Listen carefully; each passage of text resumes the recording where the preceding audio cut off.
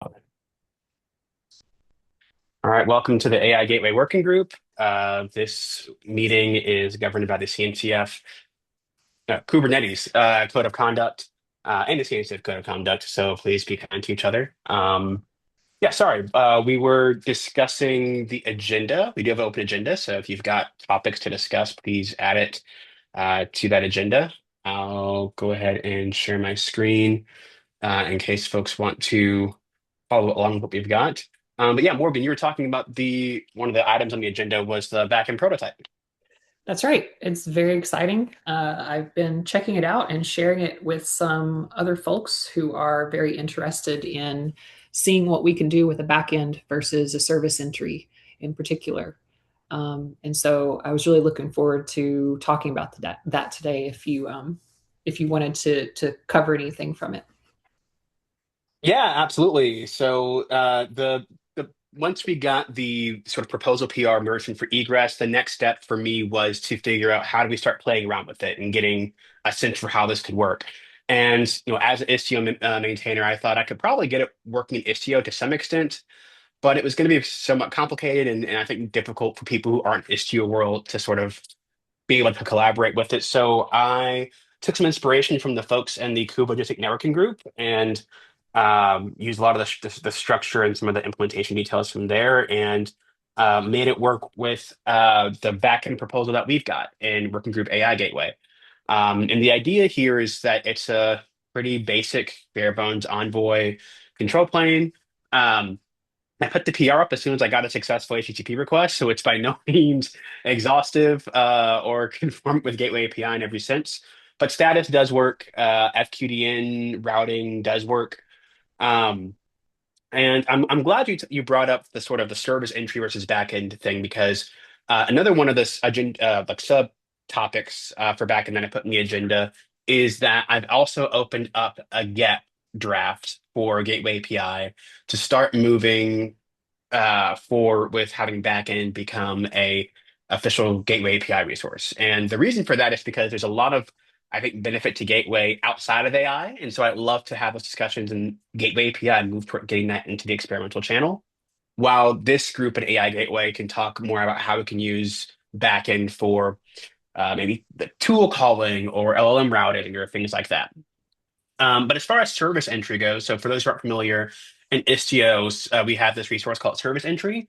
It's a way for you to essentially manually add this opaque idea of a service to Istio service registry so that Istio can program proxies to send to that location. You can put IP addresses, you can put FQDNs, you can do wildcards to some extent. Um, you can also for FQDNs, you can put regular Kubernetes services. So it's a way sometimes of like decorating a Kubernetes service with some information if other Istio resources don't work for you. For some folks, it's a way of doing multi-cluster um, by sort of putting the services from remote clusters into your local cluster and getting them an IP address and things like that. Um, the reason why I'm excited about backend and a reason why I think it's a bit of a better model than what we have in Istio with service entry is because service entry suffers from similar problems that Kubernetes does when it comes to the persona of the resource. I cannot tell you how many bugs and issues we've filed in Istio when it comes to service entry and service entry merging, especially. You might be wondering why that is. So, the service entry, like backend and like Kubernetes service, is a namespace resource. So you can have a service entry per namespace. The difference with service between service entry Kubernetes service is that there is no global identifier for a service entry. Um, a service entry can define multiple host names. Those host names can be for different namespaces and all sorts of stuff. So there are some fields within Istio to help add more controls there uh, for RBAC purposes and security purposes if you want. But it's a very confused resource in a lot of ways. Let's say, for example, I'm a application running in one namespace and I want to call out to an S3 bucket or any S3, a multiple S3 bucket. And so I say for star. dot Amazon AWS. What I haven't used AWS in years, so I don't remember what the prefix what the suffix is. But I want to create a service entry for that and put different settings or configurations about how to access it. I can do that for my namespace. But as somebody, an application developer in a different namespace, can also create a service entry for that same exact host name. And the proxy, depending on where it lives, has to have the configuration, or you might have to merge them. You can have conflicting ones. You can have conflicting ones within the same namespace potentially. So it's confused. And it's confused because it does two roles like Kubernetes Service does. It both creates a front-end IP address for you to access that resource, and it can also be in charge of like doing the actual resolving and sending out to an external destination. And so I think backend's a better model because backend is just one role. It is purely for sending to a backend. And in the egress context, that's really all you want, right? You don't necessarily, a mesh or some Selenium redirect policy or your application manually saying, "This is my HTTP proxy," that can be in charge of getting traffic to the gateway. But once traffic's at the gateway, if you're sort of doing this sort of static forward proxy mentality, the gateway at that point just needs to send to a backend, which is off cluster. And so backend is specifically designed for those sorts of use cases. That was a lot. I'll stop talking. Hopefully that makes sense about why I'm excited about it, at least. Yeah, I think so. You're the expert, so I'll try to give my unexpert retelling to see if it makes sense to me. Sure, go ahead. Yeah. Um, when I was looking at service entry, I did notice, for example, when you make a service entry, it's exported to all namespaces by default, but then you can Yep. define one in your own namespace. And so there's this quiet conflict about precedence. And this hmm precedence conflict is a problem. Also, you can have multiple backends defined for one service entry. Is that right? Yes. So multiple different host names. You can have Yeah. multiple. Yeah, exactly. And so backend is great because it gives us a more specific resource where we're representing one backend. We also can learn from our forebears and try to figure out how we're going to handle scoping, which is something I brought up last time, and I'm excited to discuss a little more. I Yeah. think we've all pretty much agreed on namespace scoping with some sort of optional ability to export globally.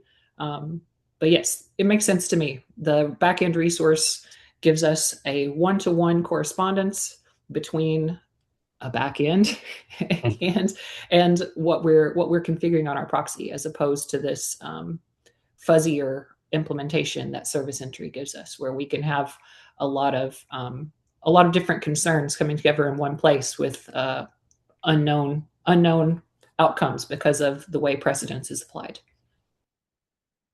Yeah. Yeah. Makes a ton of sense. I think that's exactly right. Please learn from our mistakes, Nistio.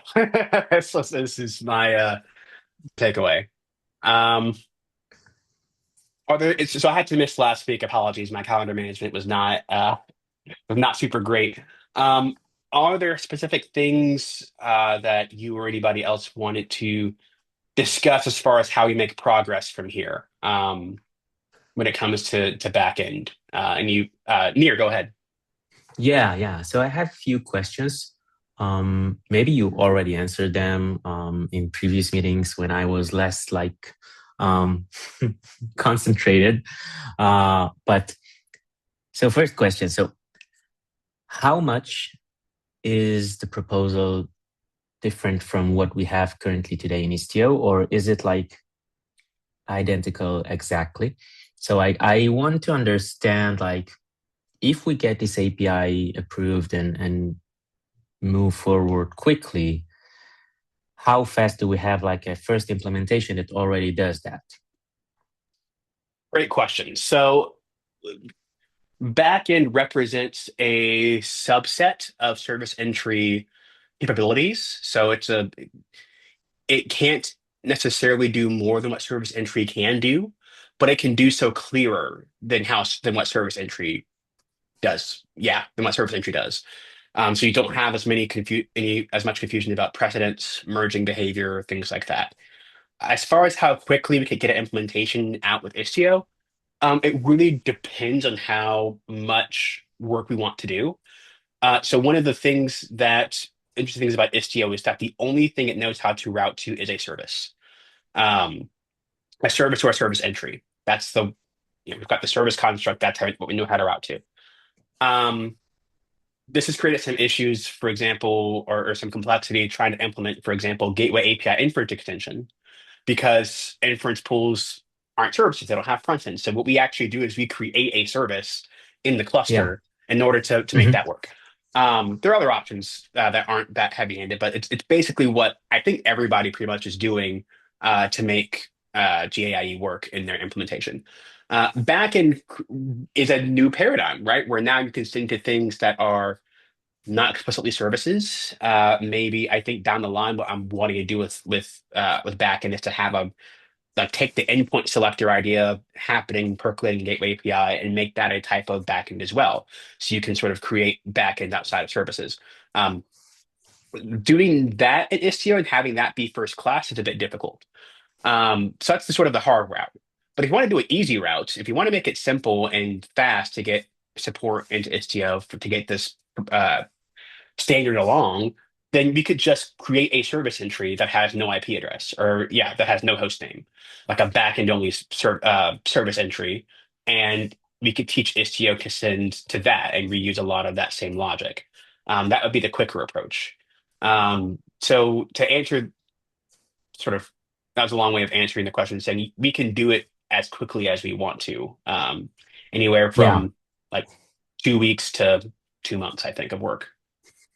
Okay, that's good. I mean, I just wanted, to get a feeling of how far away are we from actual working solution within Istio, within some conformant Yeah. gateway. And then the next question would be, so honestly, I haven't made a gap ever. So I've been working, in many projects, but didn't get the chance to do one gap yet. So, like, when we think about what are the next steps with this draft out, so assuming it goes well and Gateway API approves the maintainers, right? Then the next step would be like define the APIs, but we still don't have implementations other than Istio. So I assume the next step would be to implement conformance tests So to the way it drive works, to drive gateways sort to of, implement it. it sort of, yeah. So to get to experimental, you don't actually need conformance tests yet. I believe conformance tests are a for getting the resource to standard, but not Yeah, experimental. So for just getting this out there for implementations to be able to implement, um, first step is to get the GEC as provisional, right? To say, hey, we like this idea, we're going to work on it, iterate on it. Then the next step is to get to implementable, and that's the stage where okay, this can be an experimental channel. We think it's ready to release in the Gateway API, like CRD's release, etc. My hope is that some of the discussion we've already had in like AI Gateway, and once the Kubernetes networking with this, people seem generally on board with it. I think these subgroups have laid the groundwork to move a bit faster from provisional to implementable. The prototype, like having this in a controller and say, here's how you can do it, I think will also help show that this is implementable in some way. And then from there, once it's implementable, write the API, make sure the cell validation is set, and then it's released, and then it's a CRD, and then people could start using it and implementing it. yeah, Um, and then from there, you have to have X number of, I think to get to experimental now, you need at least one sponsor implementation to say, I'll implement this, and that can be Istio. I think that the K Gateway / Agent Gateway community is also open to implementing this. They actually have a backend resource of their own. Agent Gateway, not Agent Gateway, Envoy Gateway has a backend resource too. So there's a lot of prior art where I think we could get 3 gateway implementations fairly quickly, at least 3 for that initial one implementation, like one sponsor requirement. And then you need 3 implementations to support it in order to go from experimental to standard. You need conformance tests, yeah, etc. So it's yeah. a sort of graduated process.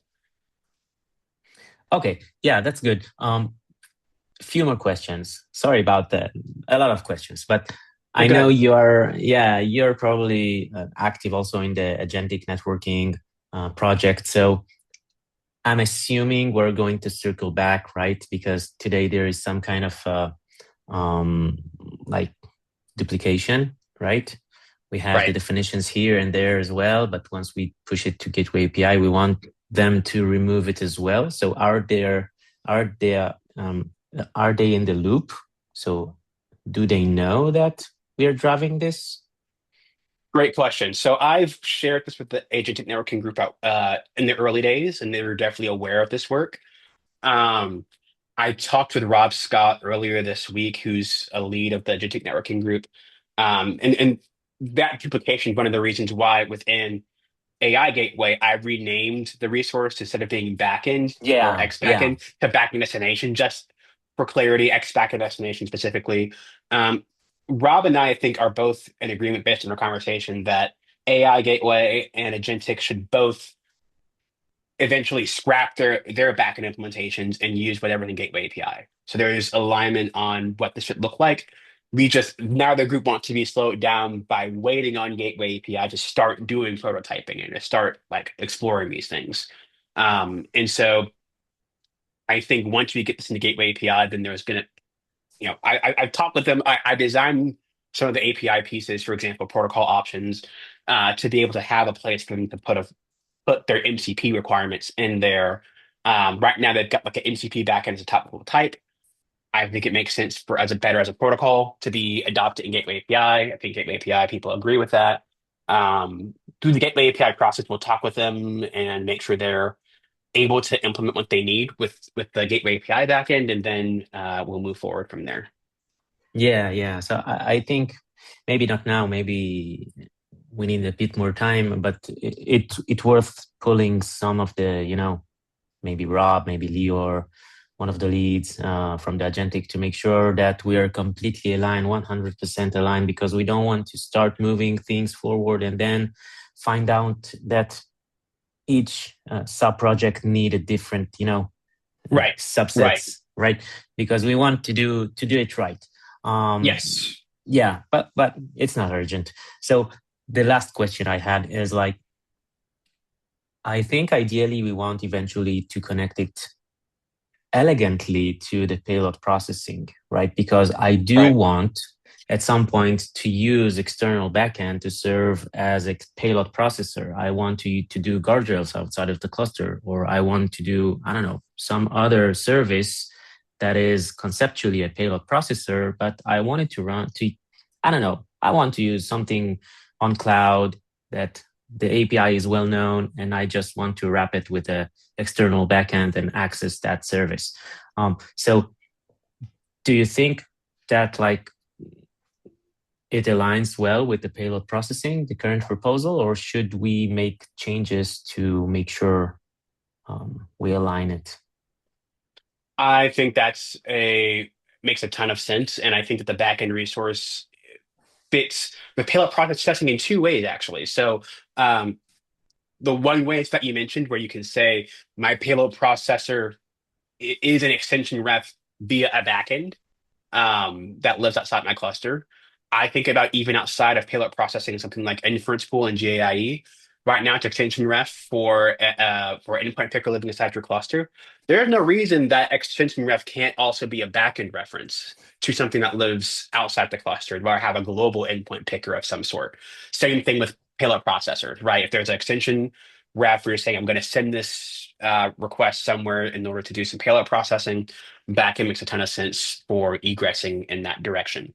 But the other way where I think backend works really well with payload processing is having payload processing be a part of the backend itself. So today, via filters, right? We've talked about how payload processing, we want to explore how that can work with the Gateway API filters capability. Right now, you can do filters in two places, on the backend ref and on the route, in the routing logic. I think that the backend ref, like the backend ref thing, was sort of there. I don't know because I remember why exactly it was there, but I think the role that it serves is sort of to say anything going to this backend in this route should have this filter applied. I think and we've got this actually in the API design where backend has a place for extensions. We call them extensions today, but they're basically filters. And I think that's a perfectly appropriate thing to say, hey, proxy, when you're routing to this backend, before you route the request to that backend, run these processors that can be inside the proxy or whatever else. And so I think that's another cool way where you can't do that really with service today, to where you say, hey, every time, like anything that's into the service should have these processors execute. You can't do that with service today, but you can with backend. And I think that's really powerful for folks who need to go back to my S3 example. I want to have my proxy that maybe AWS has given it to me, and that proxy can embed OAuth like credentials from the AWS SDK to auth to my S3 bucket, so I don't have to have credentials in my application. We can do the same thing like Azure, GCP, etc. I think like having a backend that corresponds to S3, corresponds to Azure Blob Store, corresponds to GCS or whatever it is in GCP. Um, to where you've got like an auth processor to add a bearer token every time you go to that backend. I think that's a really powerful pattern. And so I think backend works for payload processing in both directions. So is there a way, like you said both directions, but I got the part that on the request, like I'm sending the request and then we have the backend ref, we can like list the payload processor. Do we have a way to do it also on the way back? I want to do, I don't know, response guard, right? I want to run guardrails or some prompt AI model outside of the cluster, and then I want to run response guard to make sure that it doesn't contain any information, I don't know, personal information. Is there a way like to hook something also on the response? I think that's probably going to be more of an artifact of the payload processing implementation and the spec. Like what I'm familiar with is Envoy's XProc. You can do things on the response for sure, but that's sort of a contract between the Yeah. proxy and the thing doing the processing. When I said both directions, what I meant was you can use backend to represent a payload processor, and you can also have a payload processor take effect every time you go to a backend. That's what I meant by both directions. Sorry if that wasn't clear. Yeah. Okay, I got it. So, okay, we need, I think, for POC, at least one of them. We don't necessarily need both. Yeah. Yeah, we'll need to see when things come more, more mature, the payload processing proposal and the external get more implemented. I think it's worth later to see how we can combine them together to a nice demo.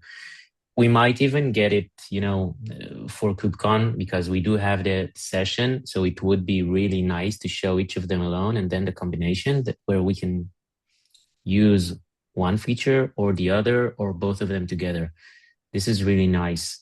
And more generally, I think the KubeCon session is going to absolutely focus on these two capabilities, which are the two main candidates for the things we want to show. Could be that until KubeCon, we might have more proposals on the table, but I think these two are going to be, the main part. Yeah, I think we knew egress was going to be one of the big foundations for all of this stuff, and then payload processing as well. Similarly, we need to codify the guarding, the token rate limiting, like whatever. I don't know if token rate limiting is a policy; it's probably more of a policy, but like yeah, whatever that looks like, we need to codify that in payload processing.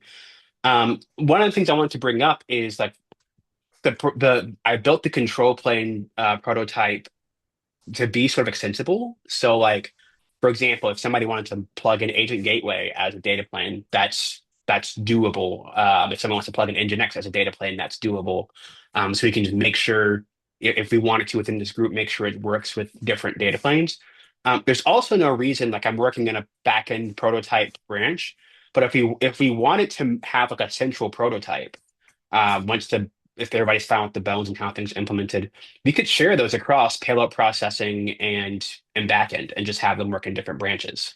I think that there is a lot of value in, as we play with different things, let's see what the on-brick intent looks like here, and not have to start from scratch for every single proposal that we make. We might have another prototype for specifically, or another, yeah, focused prototype with specific goals for model as a service and for calling models as a service specifically with backend, and Yeah, exploring that. Like we can do whatever we want with this. Like it's not code and especially tied to or feel ownership over. I vibe coded most of it and just had to teach an AI about Envoy. So it's for anybody to use. I like the way that the agentic networking group is moving forward with the prototype and using it to spike things. And I want to try to do similar here within this group because I think that's how we're going to be able to go to Gateway API, be able to go to agentic networking and say, no, here we've tested it. Here's what we know can work. I think that's really powerful. So yeah, I agree. if I could do my TLDR thing again. So it sounds like backend is self-contained as is. We plan on building another prototype using backend and using filter rules and or extensions to implement payload processing, but that doesn't require us to make any significant changes or any changes at all to the current backend API. Correct. Yeah, I think there's already a field for extensions or whatever, and so I know I forget his is it Shahar? I think so. Yes. I was Yeah. looking. Yeah, I was refreshing myself on the payload processing proposal as we were chatting, and I think originally I had suggested extensions, and here we had said rules.processors, but the same idea applies. It's just um, it Yeah. doesn't require us to make a change to backend. yeah, and that prototype we can make changes to backend, right? Like I think that that's the beauty of prototyping is if folks want to focus on payload processing and say, ooh, maybe it actually instead of having whatever field or whatever form we've got now, it's better if it looks like a slice of these things instead of one reference in a slice. Like you can play around and the prototypes too. That's the purpose of them in my mind. Similarly, as we're working with like LLM model as a service calling, if we decide, hey, instead of having protocol be the place where we do like OpenAI API and the Anthropic API and the Vertex API, instead of doing that in protocol options, maybe we want to elevate that to like a AI protocol or whatever. We can play around with those things, and I think that's again time well spent, and we should all feel free to do that. I would like to specifically cover some edge cases in these. One of the things that's called out in the Yeah, payload processing open questions is what are we going to do whenever there's a conflict between a filter rule and a payload processor? How do we handle that? So we should just call out those sorts of edge cases. With backend, the scoping issue is something to explore still. yeah, And so, Yeah. yeah. Uh, Maybe just to comment on that. So I think it was agreed that the payload processing. So in Shahar proposal, there is some new CRD about pipeline, and I think it was agreed that this is going to be done for proof of concept only, and then we're going to translate that into how it maps to filters to the existing APIs. So this is like just taking a phased approach, but there is no intention to keep two different fields that represent the same. So it's just the idea is to overcome the limitations of filters. For example, they don't have the option, if I remember correctly, to configure the order of the filters because the order is like it should be. And then what we noticed is that gateways actually they do not implement the should part. If it's not stated as a must, at least some of the gateways they do not implement it. So in order to overcome these limitations and come up with a POC fast and not spend time on solving issues of the filter field, that was the only reason we decided to move forward with a separate CRD. But eventually we should solve it one way or another. I don't think we should end up with multiple fields representing the same. That's the bottom line.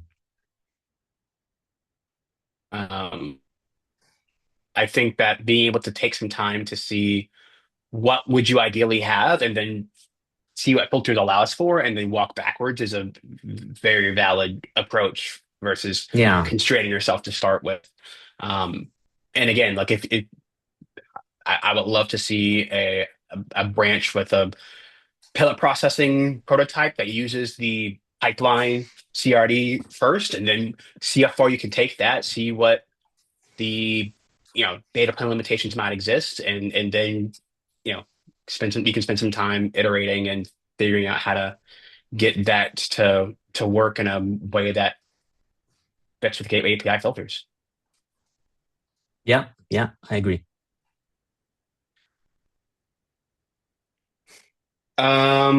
I guess next steps wise,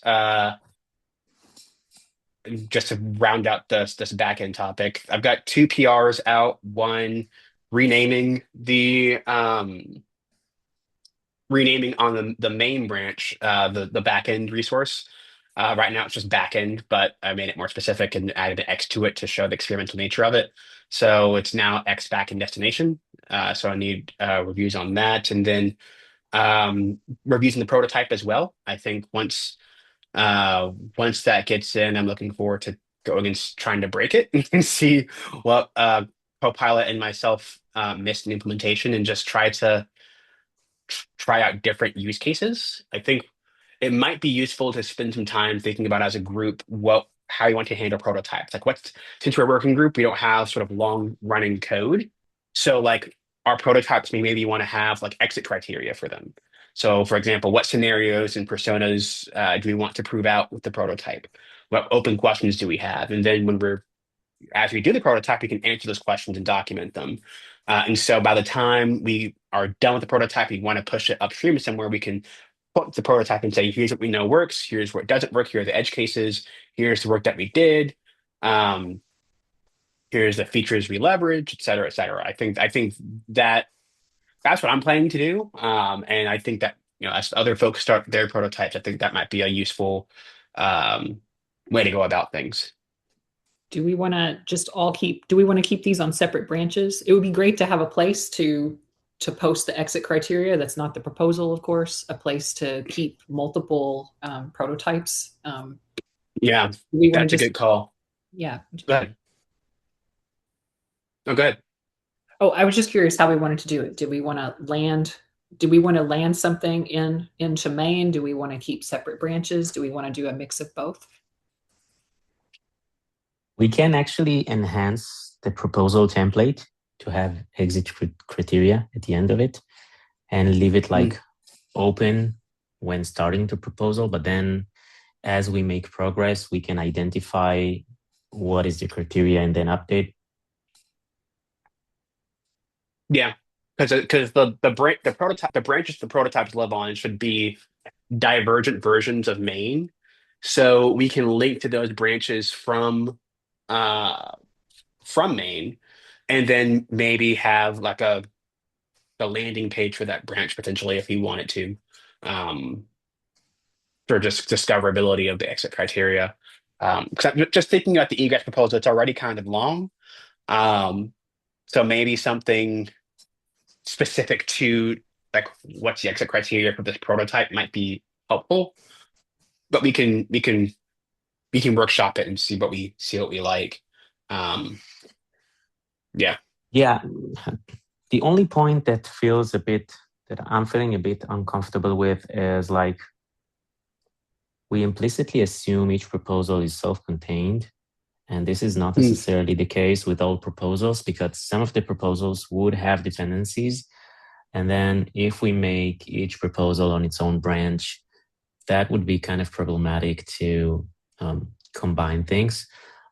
So looking at a specific example that we talked earlier about payload processing and backend. So ideally, I would like to be able to develop or at least to start developing the payload processing by itself, self-contained, but then I want also to combine them. So obviously the branches are going to diverge, but I'm not sure why do we actually have a problem to put everything in main, because the definition of a working group is a group that doesn't own code.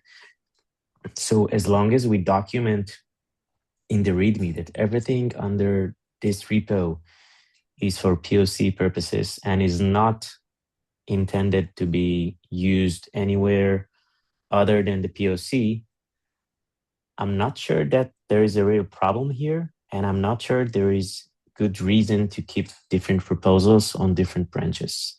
It might make our life harder eventually. Yes. Somebody will pull in an old version of backend, for example. And Yeah, Mm. That's fair. I think actually, I know the Agentic Networking Group also had a similar process where they started off on different branches and they're now working off of just main. The only question I have is what happens if uh, people want to work on diverging proposals? So let's say one group wants to work on the payload processing with the pipeline resource, the other one wants to explore filters. That gets a bit difficult to track just on main. But as I think about it, that might not be super realistic anyway, because not we have a 50-person working group at this point. It's probably going to be the the same few people, at least at the very least, the same few people per area. So it's like the same payload yeah, processing people. We're probably not going to split that effort. So we can maybe just cross that bridge when we get there, and move towards simplicity for now, and do all the work off of main. I'm not opposed to that. sounds good. Let's make a subfolder in main with a README, and if branches will happen on their own over time as we work on things, and we'll see where it goes. That yeah. I works for me. yeah, I think it makes sense to push to main, and also like if there are different implementations of payload processing, we can create two different directories under the same main branch, right? It's kind of the same as having two different branches, but if like thinking about this example, let's assume we have the backend proposal already implemented, and then we're working on payload processing. And we want to do like a spike story, some investigation of trying to implement payload processing with filters and combine it with backend, or do it with a new CRD and combine it with backend. So having everything in main would make our life easier, just different folders, but we can reference the same thing without, by mistake reference different tags, different branches, I don't know, different versions. Different folders might get tricky because as the organization we have today is one Go module. And Yeah, so having different implement might get tricky. But yeah, even if somebody really wanted to, we could just have like sub packages of different implementations as long as the resource itself didn't change. And if the resource itself changed, then yeah, we could do a different branch, but it could be, we could time box it, right? We could say we're going to do this for a bit of time and just to reduce toil. And ultimately, if somebody really wants to get it done, they're probably willing to put up with merge conflicts or being stale for a little while as they pursue their vision, or pursue one possibility for an implementation, um, even as other things move in different directions. And we also have this meeting and Slack to coordinate as well. So it's not like we're doing this blind. If there's any breaking changes, we can let the group know. So I think it seems we're aligned that we'll deal with the issues as they come up, but starting with main seems to have pretty clear simplicity benefits. Then we can start with that. Okay. Um, in that case, I'll go ahead and get what I'll do, I'll rebase my backend prototype PR and the branch in general and just merge it into main. yeah. Yeah. And, and, I and, think it and would be change that. good. I think we just need to make sure that like we have consensus also with the other Yeah. leads to make sure that we don't split here in the thoughts. I've added the rationale behind this thinking. Like, I believe someone who reads it, um, I think it makes perfect sense. Like, we want to combine different proposals to a single, like a complete working solution that leverages several capabilities and not only one. So Yeah. I think it makes sense. Um, Okay. And then there is also the model as a service that leverages or should be able to leverage the egress backend, which is yet another proposal um, that is coming soon, I suppose. So Keith, Yeah. I've seen you open the issue about it. I've also tagged um, one of my colleagues in Red Hat that I know. He's been working on a mass Kubernetes native. So they recently finished the implementation. It's working. I talked with him. He is ready to come to our working group and present their work. I think it would be good, like if we see a working solution, a Kubernetes native working solution, and see if we can, you know, pull him into contributing. So, as you said, the group of people here is pretty small. We don't have a lot of capacity. I believe every 2 or 3 people are going to lead some effort, but then if we can pull in more people to lead more proposals in parallel, that would be great. So I I'm hoping that you can collaborate on that because I know Mhm. that the fact that you've opened the issue probably means that you already have something in mind or maybe even something implemented. So I was hoping you can collaborate on that, and I invited him to give us a session about their implementations. He agreed that would be either next week or the week after. I'm Oh, still nice. waiting to hear back. Yeah, so they will come here and present. I think it will be in 2 weeks because he wanted to make some, deck to present it. That sounds awesome. I'm happy, love to collaborate. When you say model as a service, I looked at I think I was able to find what was it called? Uh, Open Data Hub model as a service. Is Yeah, that what it is? Yeah, yeah. I was able to find I it and poke think at that a little bit. that's the one. Yeah, I think that's the one. I haven't read it in details myself yet. I Yeah. just saw your new issue, and then it jumped into my email, the notifications about the new mass, and I pinged him. So, Yeah, yeah. um, and we're on the same management chain, so we are kind of working on the same teams. So I think it would be great if we can align the requirements from the two organizations and maybe even more organizations. The more For the sure. better. Yeah, but Yeah, yeah. yeah, Yeah, I can say for Azure, one of the things, the rationales for me is like obviously you've got Azure AI Foundry or Azure OpenAI, and my goal is to make sure that our customers can call those those resources, call models that have got hosted there, um, from Gateway API with this native Kubernetes feel. And I think backend again has an opportunity to do some great things there.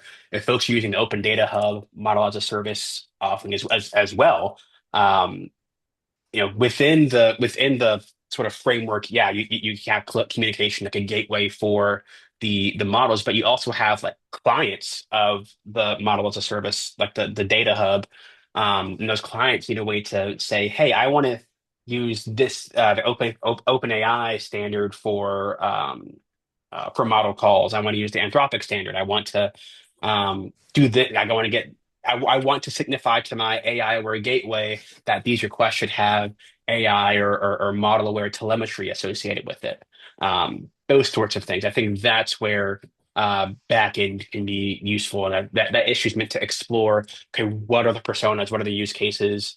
that those clients of model as a service solutions are going to want from their proxy. Yeah, yeah. So I think that that would also be one of the main topics in this working group. So Yeah, that would be great to see this moving forward. absolutely.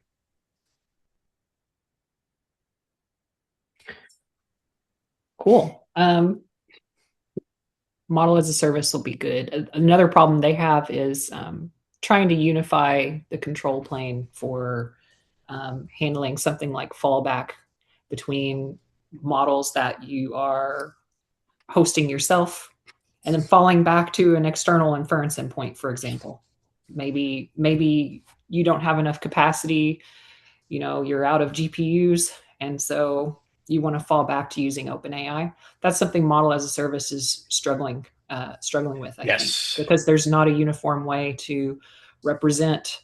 I think they're using I think they're using Kserve's resource Hmm. for representing inference inside the cluster. Well, how do you fall back from that resource to OpenAI Yep. API? How do you do that? There's not a great way right now, and so we could solve that for them. Yeah, I was just talking to a PM the other day within AKS who was, when I was explaining that no, you can't use inference pool to reference external things. You can't, there's no endpoint picker for model as a service. He's like, wait, why not? And I was like, oh, because this is how inference pool works. It's looking at GPU queue depth and these sort of things. And he was like, can we not use like capacity metrics from our model as a service API and expose those? And I said, that's interesting. We should talk. So I've got a conversation with him coming up about that, and I'd love to bring what learnings I can uh, around those scenarios and what customers are saying they're looking for. And it sounds like you, Morgan, and I'm sure your colleague Near have other experiences, so we can sort of try to solve for that use case because I know it's out there. I mean, I think that's what people are really after. They want to be able to use their own infra and then only fail over to a per token one. That's a sort of like hero use case. So if we can solve that, I think we'll do a lot of good for customers for sure. Well, we've got about 6 minutes left in the meeting. Any follow-up conversations to on any of what we just discussed? Anything? Doesn't sound like there's anything concrete yet on models of service, but we are going to hear Jamie present in a couple of weeks, and that should kick off some cool discussions. If I can find some time, we'll add some use cases to the issue, more use cases to the issue, um, just so they're documented somewhere. But yeah, look forward to getting that kicked off. Same. Let's ping the other leads in the Slack channel and ask Mm. about going ahead and getting your awesome prototype landed in Maine and starting up that whole process. That might be a little faster, and then we can also tag Yeah, them for review on GitHub.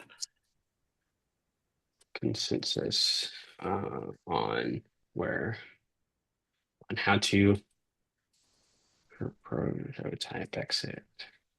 Your guide, metadata.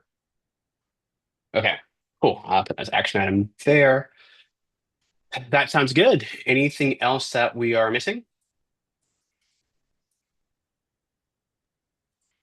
All right. Well, I Not see. Go ahead, Nir. Yeah, I just wanted to say that I'm not really sure it's really related to everybody, but I need to make sure that the previous meeting was removed from the Kubernetes calendar because there was some issue there. I removed the Mondays, that was removed from Kubernetes calendar, but then for the Thursdays, I just changed from biweekly to weekly. And then when I looked at the Kubernetes calendar, we had two invitations, one that was named the later option, and this one, the weekly option. So I'm not sure why, but I'm going to check now if it was fixed. I asked for help. Let me see if it's fixed now. Oh man, not fixed yet.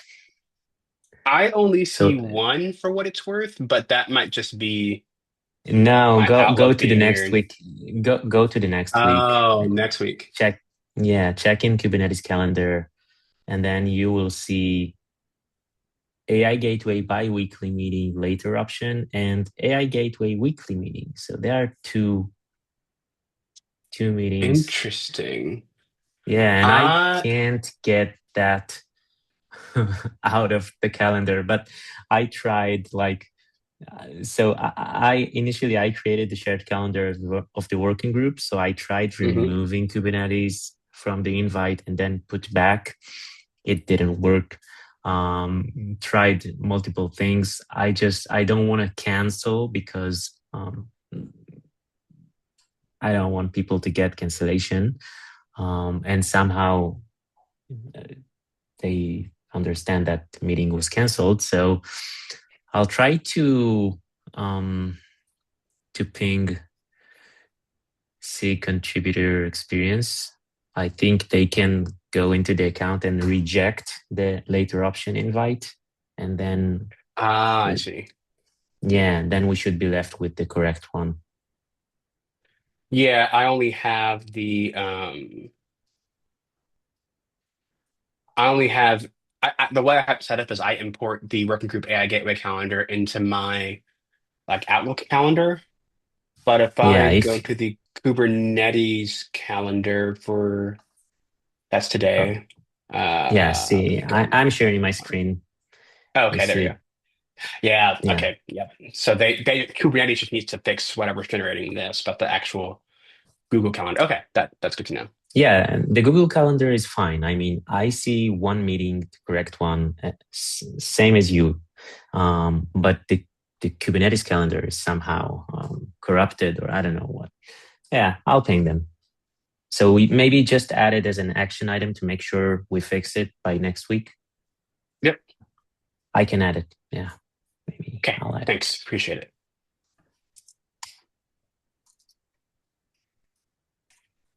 All right. I think that's it for today then. Um, thank you. I didn't get a chance to say hi or meet you two, but Tarun and Ziyu is great to have you with us. Yeah, thank you. Yeah, so I have another meeting, so I just joined in the middle. Oh, no problem. No worries. We're happy to have you. All right. See everybody next time. Take care. See you next week. See Bye you. bye. Bye. Thank you.